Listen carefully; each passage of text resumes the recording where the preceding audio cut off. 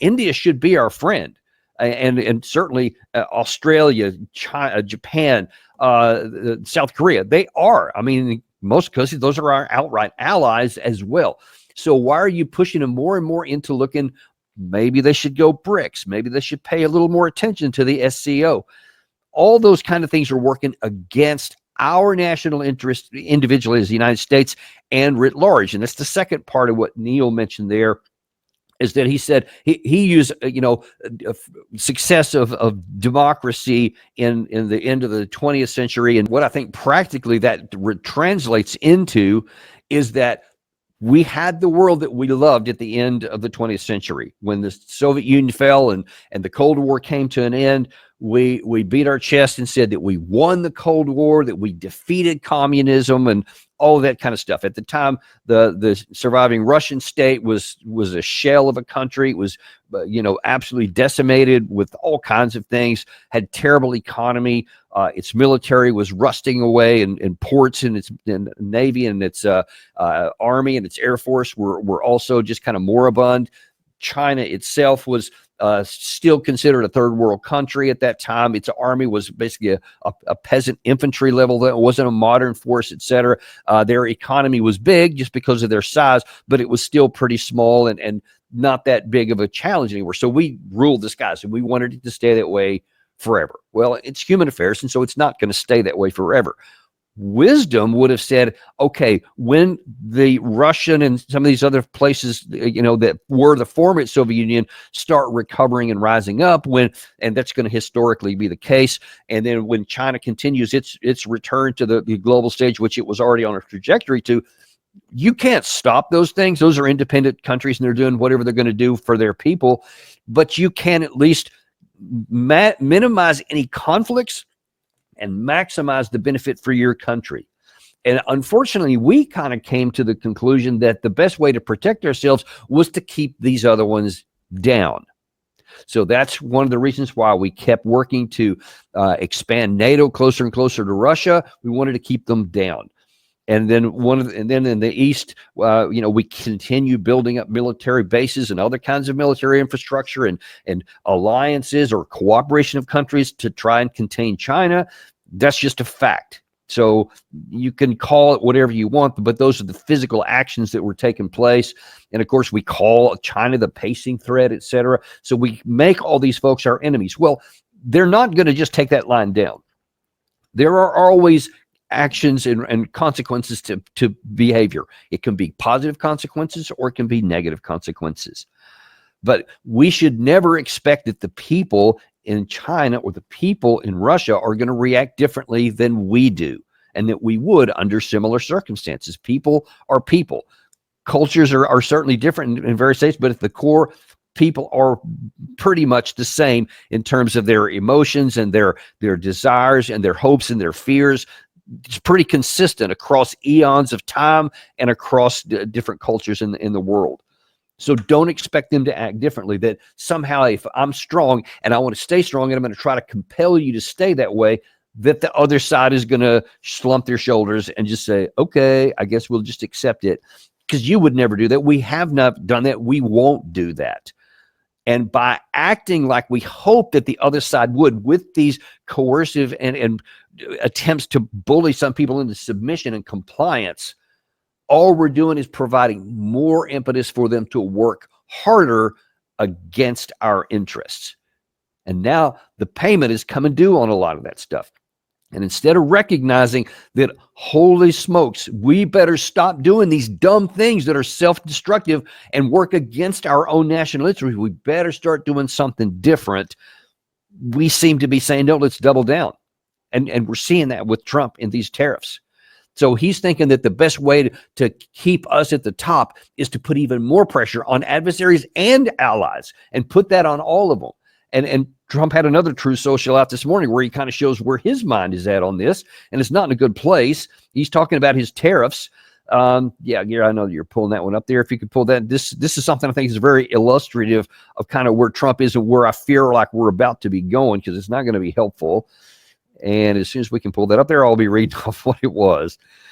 Yes, so Trump this morning says more than $15 trillion will be invested in the USA, a record. Much of this investment is because of tariff. If a radical left court is allowed to terminate these tariffs, almost all of this investment and much more will be immediately canceled. In ways, we will become a third world nation. No hope of greatness again. Time is of the essence. I think also over the weekend he said another one that if this court decision is not reversed by the Supreme Court, it will destroy America and our military will be destroyed and obliterated, etc. Just huge, catastrophic statement here. And look, number one, first of all, there's no $15 trillion that are involved here.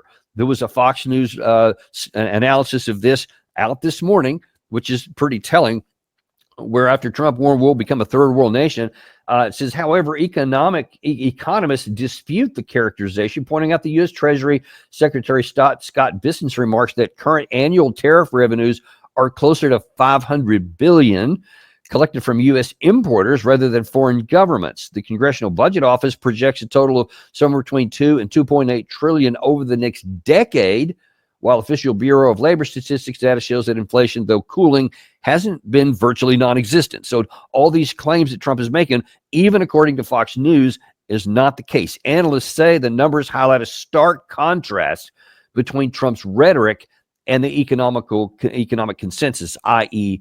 reality. So, Trump seems to have in his mind, we're talking 15 trillion. No, we're talking maybe 2.5 to 2.8 trillion over 10 years if everything stays the same, and it won't, never does. And so the numbers are about 500 billion here. So there's not 15 trillion involved. And just losing the tariffs, listen, all that would do is reset before the so-called Liberation Day that before. Was the country destroyed before that time?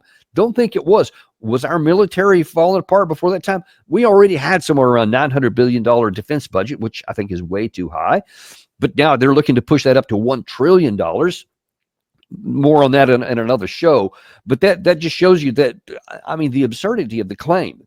That's not the case. We're not going to fall apart, because then you're going to, by striking this down, and if you're not aware of it, there was a federal appeals court ruling against the Trump administration because they said all these tariff things you've been doing, to include this Liberation Day and all the other stuff to go along with it, was unconstitutional because it was in the purview of the legislature, not the administration. So the executive does not have the power to do that, according to the court.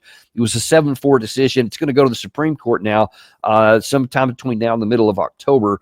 I think the chances are pretty high that ruling will be upheld by the Supreme Court, and those tariffs will not be able to go forward. Well, that may be a personal political defeat for President Trump, but in terms of the way the world works, that means that what was existing prior to these will continue to exist. And you still have to have trade deals. You still have the opportunity to engage Congress, as is per the Constitution, if you feel this is something that needs to be done, and you can get Congress to agree with that. Those tariffs can still be applied if they make sense in a individual basis. But if it's not, then that means you continue to make deals like you did before, and you continue to have economic engagement that we had already, which was, pretty good. And that's why we are still the number one economy in the world. So when you see Trump talking like that, you can't help but make you say, where is his mind right now? And if he's going to be making decisions on things that are detached from how the world actually is, then you've got to wonder what could be following next. And of course, I'm not the only one asking those questions, folks. And you look at the Shanghai Cooperation Organization, you look at the BRICS, you look at people, countries around the world that are thinking, should I align myself with the G7 in the West, or should I align myself to the East? We're providing more and more evidence and I think there's somewhere around 40 total nations that are looking at BRICS already. And I don't know if the Shanghai Cooperation Organization is going to grow, but I know that certainly BRICS is desiring to, and they have partner countries, et cetera. You're given more and more reason for more countries to be going down. As a matter of fact, even Erdogan from Turkey is involved with this right now. And they're actually making some considerations moving there. And you saw that President Putin today thanks Turkey for its role in the Ukraine talks, praising their regional cooperation with President Erdogan. Regional cooperation. So it's not just what's going on in the war. And of course, Turkey has been the site for several of the diplomatic engagements. And so Erdogan himself has been very interested. He's more looking for, listen, folks, this is a NATO country. This is ostensibly, anyway, a member of Europe, and they're looking more to the east as well, and we're giving them more and more interest to do so. And the farther this goes, more countries could be interested to do this. And I assure you, and I know this for a fact because I've talked to some diplomats here in town, China is actively trying to subvert other people and just say, hey, I'm talking Western countries now, or Western leaning ones, and going, do you really want to align with this kind of instability? And for the first time in a long time, some of these countries are listening. And if you want to go from just listening to taking action, then keep doing these things that don't make any sense. Keep going down this path. And that's all on the diplomatic and economic issues. And I want to end this episode today showing how there's a direct correlation and connection with what we do diplomatic with the Russia-Ukraine war. And whereas I gave John Bolton some credit a while ago for being accurate and talking about the problems with the United States and India and where our economic ties lie, he was back to form in that same interview when it came to the Russia-Ukraine war. I don't think the security guarantees mean that much, actually. I think what Putin has here is a long-range strategy to take control of Ukraine. This is part of his goal to recreate the Russian Empire. He's been very clear on that in public statements for 20 years. So despite the enormous human cost to the Russians and to the Ukrainians, he's only roughly doubled Russian control of Ukrainian territory from the first assault in 2014. I think any pause in the fighting is just the preliminary so that Russia can rebuild and restock its army and get ready for the third offensive. You know, this just makes no sense at all. Because, I mean, he's sitting there, he's looking at the balance of power between the two sides. And, of course, John Bolton is just talking about what the landed in aristocracy, if you want to use that term, elite in both Europe and the United States, they love this. Don't make a deal. Let's don't worry about security guarantees. Even that's not important, oddly enough, he says there. No, we need to keep going down the path of war. We need to keep fighting because the claim is that Putin definitely, just wants to conquer everything, and he's going to continue going on. That's the longest running canard that there is in here, and there's no evidence that Russia wants to conquer Western Europe. Why would they?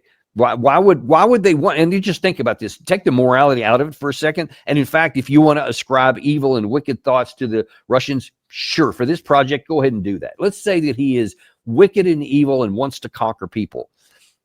Why is he going to do that when it will cost him more than he could gain? If you can say anything from President Putin over the 20 years he's been in power, since 1999, he's been in power. And if you see very consistently, his actions are very calculated and very risk averse.